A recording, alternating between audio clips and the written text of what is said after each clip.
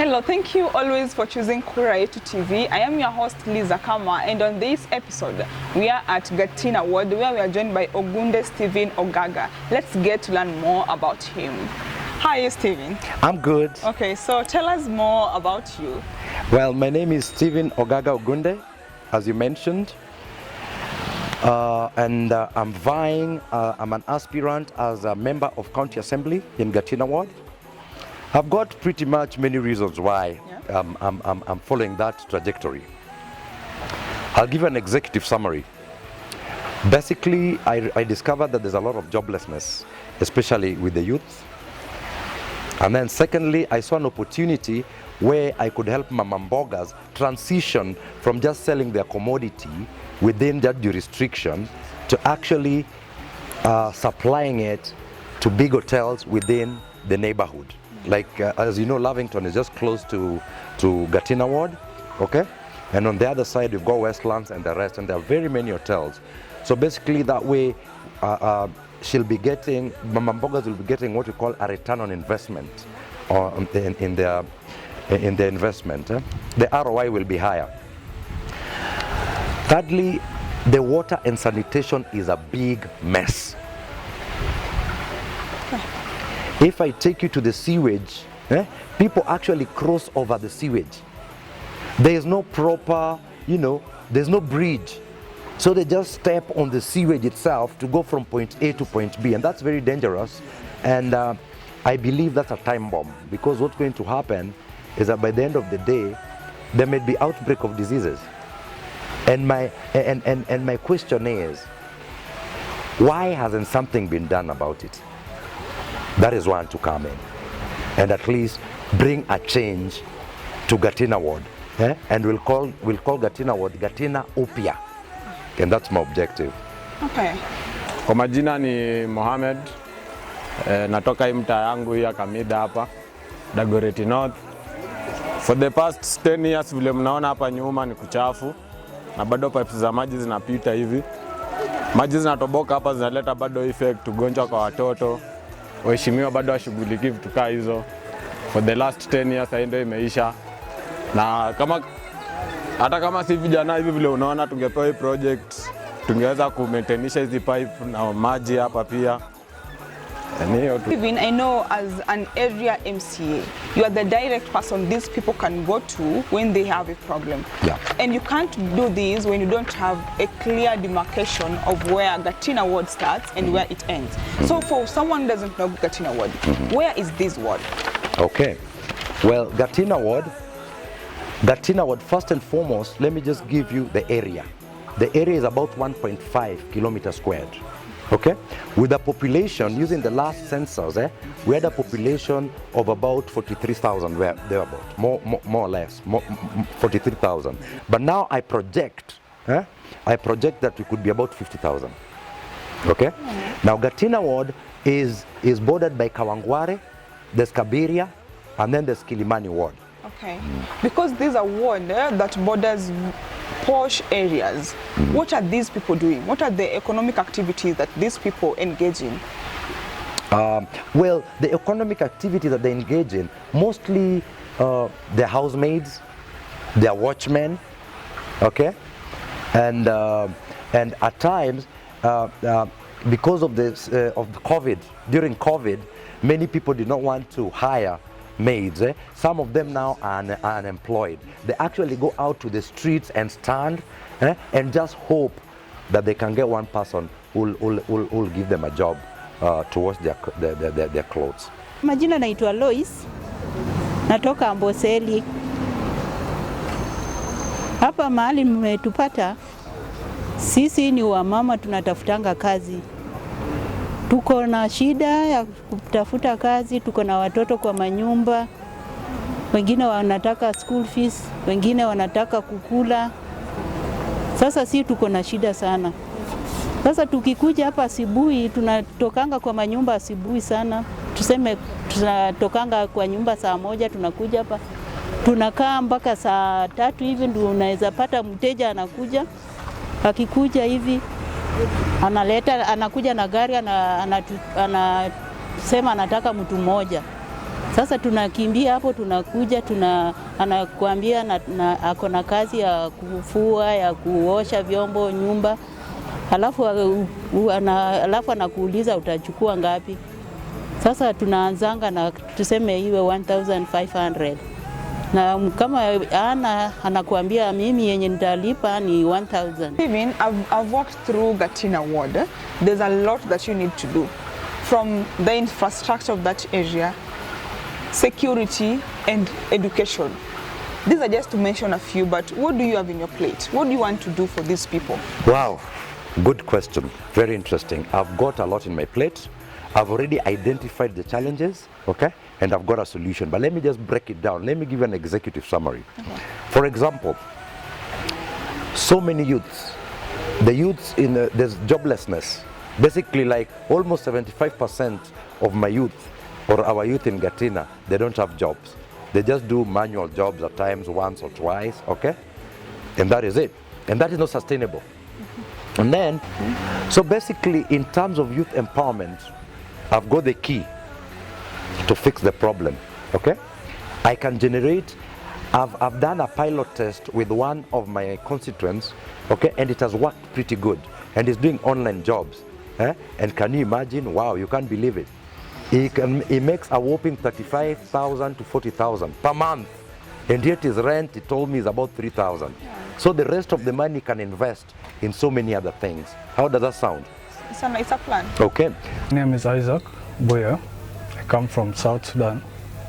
And the work I do online is called remote task. You can do it anytime, anywhere, as long as you have internet and computer for let's say 8 GB RAM. And it's flexible. You can do it anywhere you want to do it.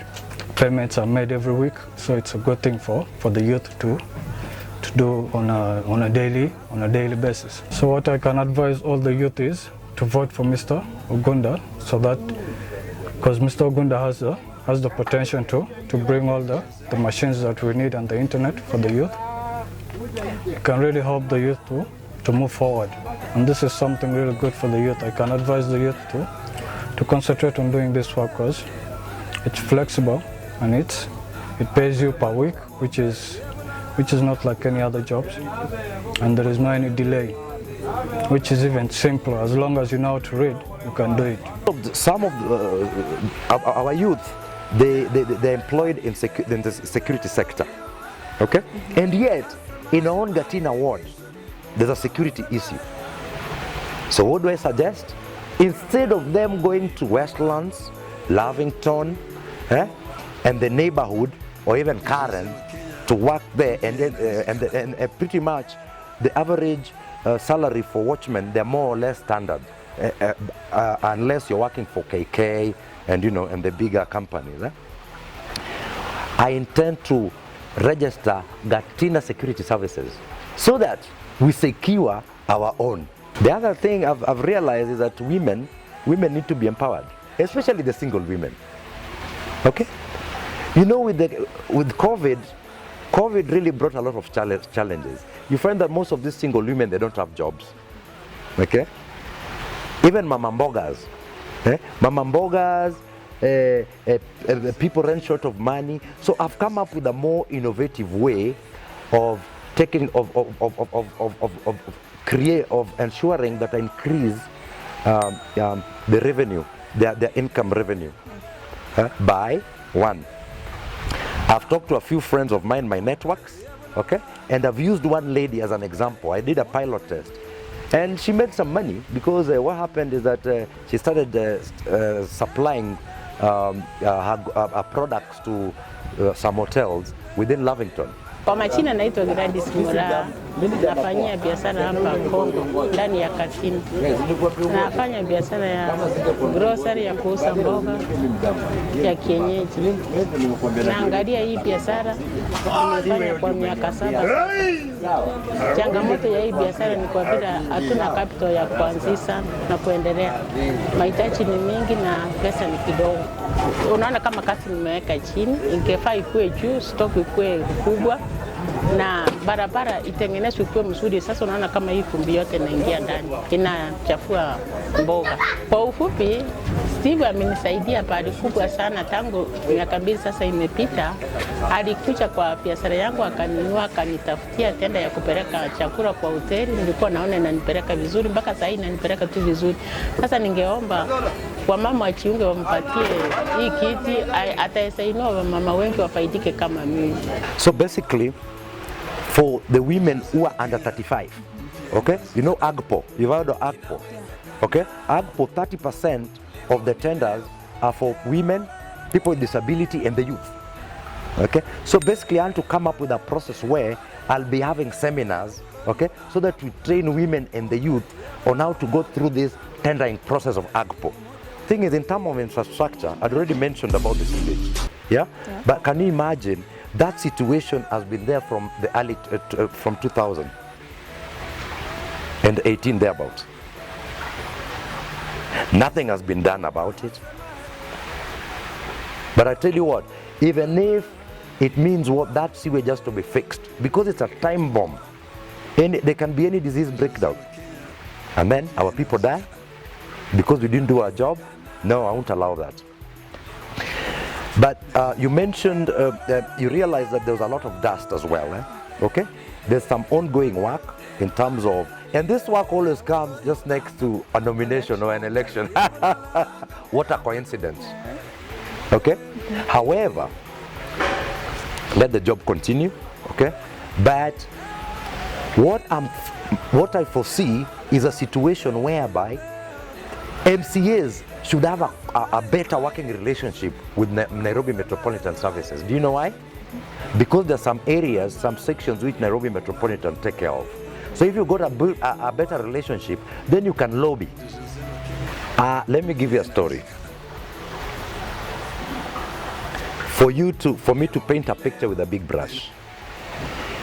The residents who live in Gatina Ward, if they have their mother or their father coming from the rural area, okay, and say you drop in 56 and you're walking across, you want to go to stage 2. There's no toilet there's no public toilet in between. Now, what I plan to do is to roll out what we call eco toilets in Gatina Ward. How does that sound? Wonderful. Yeah? Because what's going to happen, then we are going to mitigate against, you know, these guests who just come in, the random guests who come in, or customers who want to buy some hardware, because like in Congo, we've got a lot of hardware shops, okay? And they don't have anywhere to go and relieve themselves, okay? That is a problem which I have to prioritize. But in terms of health, well, I'm happy. Our His Excellency Uhuru Kenyatta opened for us a public health center, okay? However, that is still not enough. But one thing I'll do, I'll make sure that I also educate my people on the importance of going to Mary Immaculata. Mary Immaculata is a Catholic hospital, which basically it was constructed for the poor. Because something like in Mary Immaculata, something like the consultation fee is only 300 shillings. And yet, we have some private hospitals in Gatina Ward where the consultation fee is 500. Okay? Education. Bursary has brought a problem in Gatina. There's no transparency. Okay? Me, the way I plan to handle bursary, I'll make sure each and every child who qualifies for bursary in Gatina Ward and not at my rural area. There's some bursaries which appear in somebody's rural area which are meant to be for Gatina. That is not right. That's unfair. So what I plan to do is to get all the elders, the community elders. I bring them together. I lock them in a room and I give them all the bursaries and I tell them, sort out yourself. Really? That will work. That will be fair. It will. Do you know why? Yeah. Because most of the community elders, they come from different tribes. Okay? You know, Gatina Ward is it's a metropolitan area. Okay? So if you have everyone from different tribes, and these community elders, they're the ones who know which children really need the bursary. So you lock them up in the room and you tell them sort them out themselves. Then you wait, you tell them to call you after they've distributed the bursaries evenly, with all fairness. And in addition, you can take this to the bank. I've actually paid school fees for over 25 children, and I'm proud of that. I'm proud of that. And I started this without any political ambition. Oh. For these 25 people you've paid fee for, you've paid fee at what level? Actually, it's a combination, it's a mixture. Okay. From the ECD and the primary so education. What's your plan? What's your plan with these 25 people? My plan is well defined, okay? I plan on going on with them until they reach university. Take that to the bank. All the best. Mm-hmm. Okay. Okay, and there's something else I forgot to mention. You see, you remember there was a problem with the motorbike people in town? Yeah. Where there's this lady who was really harassed by the motorbike people. That opened my eyes. Because when I interviewed my motorbike friends, I discovered some of them, they have challenges in insurance and driver's license. So what I plan to do is to negotiate with an insurance company so that they can come up with a package which will be affordable to my people. Okay? And over and above that, if I can negotiate with, say, Gloria Driving School, and we bring some driving school closer to the people, but at an affordable rate, then that problem of not having a driver's license and not having insurance will be covered. Stephen, Gatina is known to be an ODM's den, and you're vying with ODM as a party. I know there are many aspirants within the same party. How unique are you? How special are you from these other aspirants? Very good question. That one, I have it at my fingertips.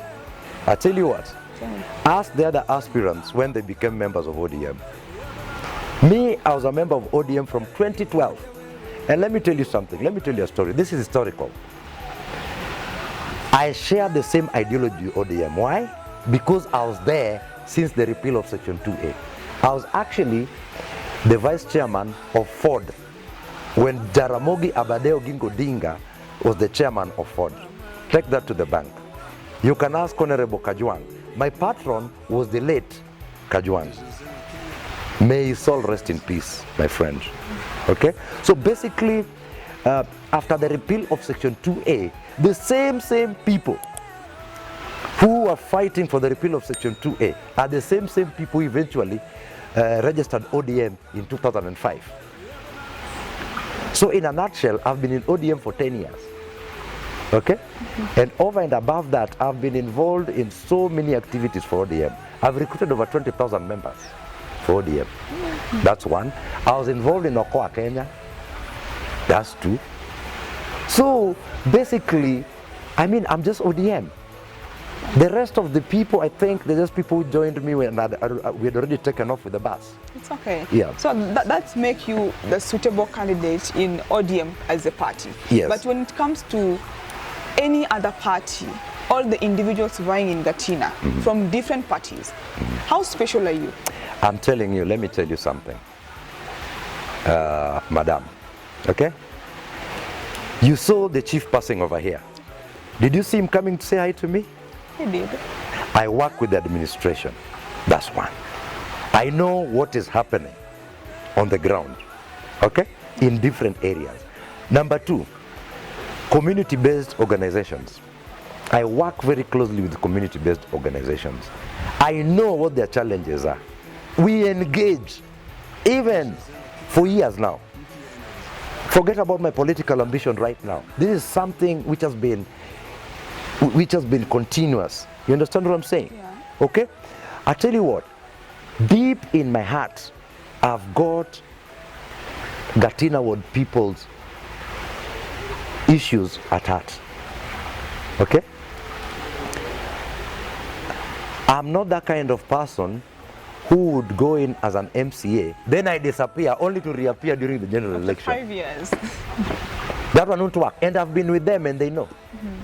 Okay? Yeah. And basically my dream, because most of my friends, most of my people in Gatina Ward, my dream is to see a paradigm shift, both from the social aspect and the economic aspect. That is what my motivator. And that's what makes me stand. Because it is real, it is true, it is deep in my heart. Okay. So because you've been doing good things for the people of Gatina, you've been in ODM since that time. Why do you feel this is the appropriate time, the most appropriate time to get into politics and vie as their MCA? I tell you what, it was a dream. It was a dream. And there's a group of people, okay, Gatina Ward residents, they sat down and they said, you know what, this time you've got to run for MCA so that you deliver us from evil. Okay, Stephen, for you to maneuver through the campaigns period, you get nominated, you get elected, people have that perception, you have to have heavy pockets, you have to be giving people money. What do you want to tell people of Gatina? Should they take the money? Should they expect money from these aspirants? Wonderful. This is my message, okay? I have kept on spreading this gospel across the entire Gatina. I ask the youth and anybody who asks me for money, do you want me to give you the fish or do you want me to give you the rod so that you fish yourself? What's more important? I'll give you 50 shillings today, 100 shillings, 200, but is that sustainable? Itakusaidia na nini? But these people need money, Stephen. Do you think that money, that you aspirants giving them money, can they wake up early in the morning to go vote for you guys? That is it. That is called mobilization. Okay? That one I'm in total agreement. Because for example, if you have Mama Mboga, I'm not talking about during the nomination period. I'm talking about even now when I'm campaigning. Why should you ask me for 50 shillings? During the nomination period, if say you have your business, I have to compensate you for getting you out of there. That is called mobilization. That is okay. But now if you're a youth and you've got good hands, instead of me focusing on my agenda of creating for you online jobs, why should I continue giving you 50 shillings? Will it be sustainable? I'll do it, and then after that, I've seen people disappear and they go, instead of developing your area, they pocket all the money. But I don't want to do that. So let's work together. Wamama, wazee, mayouth na wasichana, tafadhali nawaomba munisaidie na kura zenu ili tuwe na Gatina upya. Munanijua, mumejua zile vitu nishafanya. Sasa musichome rada. Mimi ni jamani nimekuwa na nyinyi Gatina jo.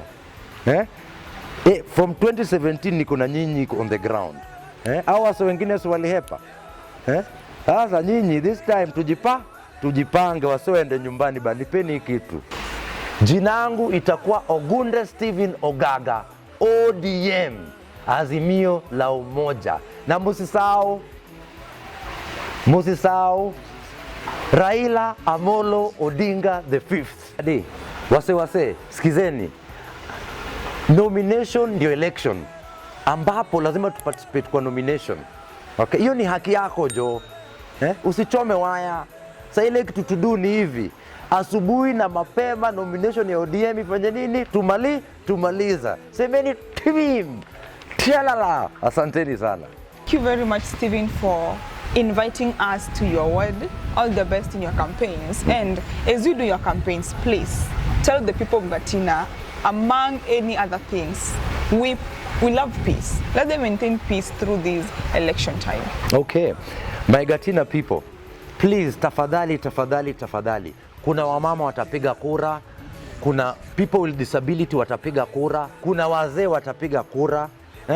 Sasa ile kitu tufanye, tafadhali, siku ya nomination, hata vile tunafanya hii kampeni yetu, tusilete vurugu, tusipigane. Sisi bado ni watu azimio. Mnanitarada, si ndivyo? Poa. I have been your host, Liza Kama. Don't forget to like, comment, share, and most importantly, subscribe to this YouTube channel. See you on the next episode. Thank you.